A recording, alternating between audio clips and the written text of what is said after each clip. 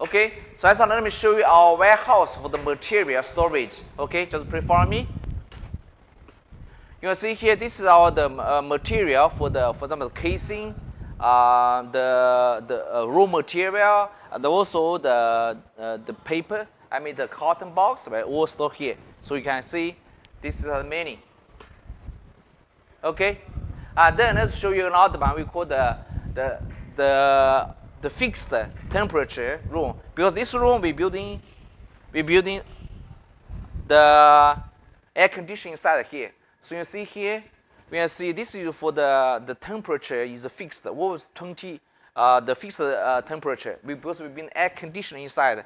This one here we have some many like some high-end material. For example, the motherboard, the power boards, and also the LED lighting. Okay, and also the film, all storage here. So this can make sure the product quality is very stable. Okay.